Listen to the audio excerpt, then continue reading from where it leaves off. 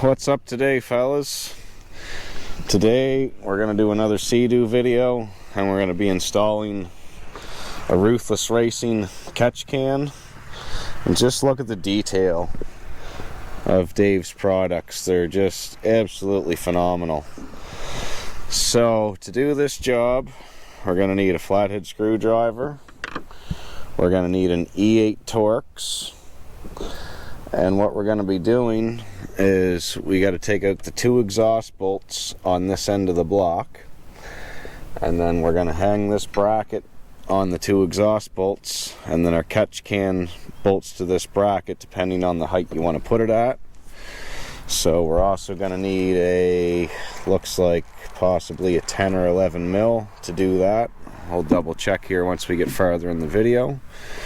But for right now, I'm going to get these E8s out and just get the thing setting in there and see how it looks.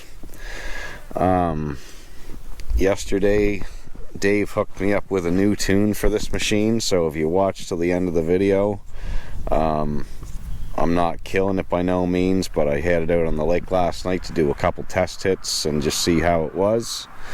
And it seems to be working fantastic, so definitely quite a noticeable difference in power and the way the machine performs with Dave's software onto it. So if you watch the end of this video after we install the catch can, I'll show you what it sounds like. I take it for a little rip around the lake with no seat on it, so you can really hear that supercharger whistle, and it sounds phenomenal. So stay tuned.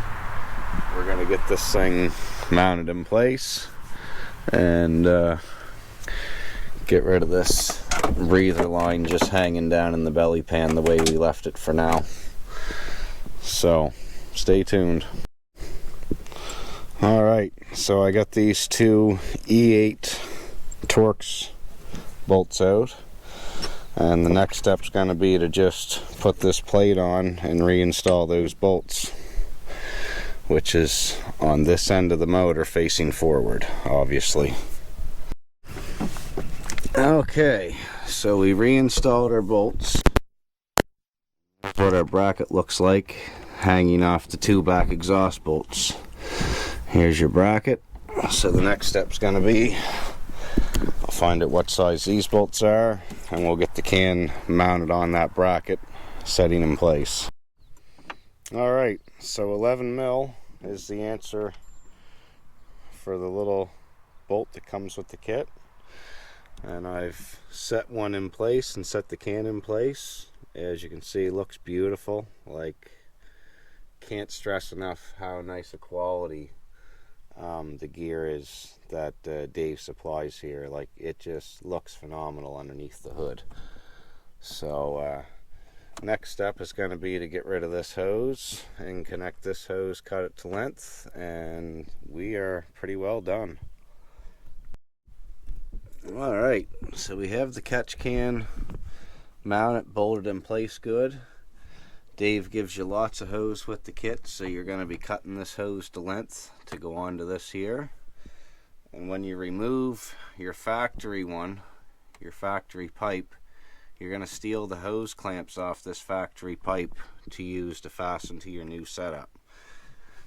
So we're going to get these clamps off, get them slipped on the hose and tightened up, and then we're going to cut our hose to length here and install it on the valve. Alright guys, so we've got our factory hose clamps installed here on the new pipe that Dave supplies with the kit. I cut roughly, we'll say, a foot off of the hose that he supplied, so there was lots. The clamps from factory are a perfect fit on his hose. His hose is a perfect fit on the factory valve here on the motor. So, wow, what can I say? Once again, Dave, you make some awesome parts that really make the underneath of this ski look awesome. So that's our install on the catch can, and not a whole lot to it. Now, if you're still running a factory airbox and you want to use that, he has this block off piece that comes with the kit as well, but that's not needed for what we're doing here. So I've already got a cold air intake installed, so we're good to go. But that's your catch can install. Thanks for watching. Pretty quick and easy video. Right, so Dave Alonso hooked me up with this new tune for the RXP 300. Let me tell you, boys and girls, sounds